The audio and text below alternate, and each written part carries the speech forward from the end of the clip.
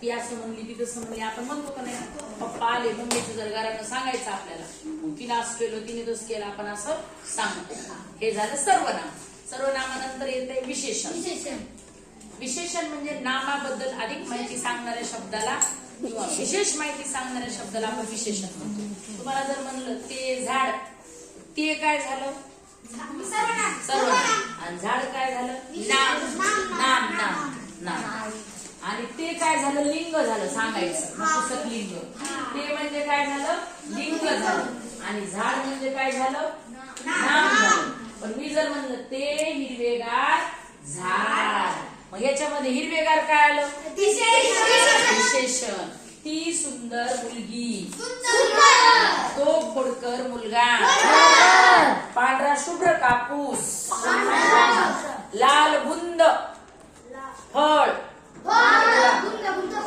नाही लाल, पिवळा काय बोलतो आपण पिवळा आंबा, हिरवीगार चिंच, आंबट चिंच.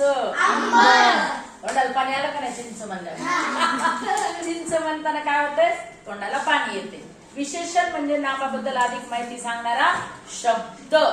मग काय आता राहिलं नंतर क्रियापद.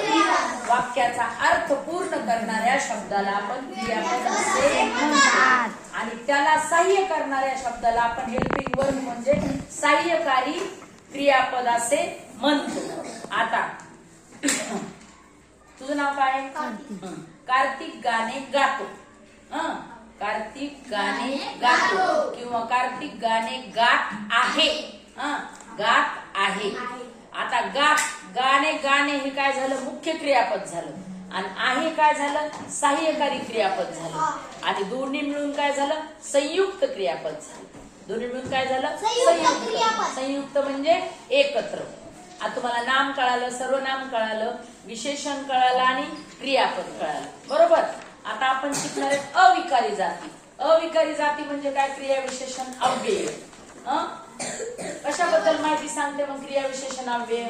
क्रियापदाबद्दल अधिक माहिती सांगणाऱ्या शब्दाला क्रिया विशेषण अव्यय असे म्हणतो. आता आल्यानंतर काय शब्दयोगी अव्यय.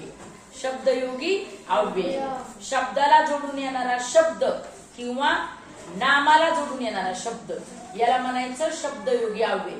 जसं टेबलावर पुस्तक आहे, टेबल खाली मांजर बसलेली आहे, झाडावर माकड बसले आहे. आता हे वर हे जे आहे का ते शब्दयोगी नामाला जोडून आलं ना, नामाला जोडून आलं त्याला म्हणायचं वर, खाली, जवळ, घराजवळ, झाडाखाली, टेबल खाली, झाडावर, गच्चीवर. बरोबर आहे की नाही? या सगळ्या गोष्टी काय येतं शब्दयोगी अव्यय.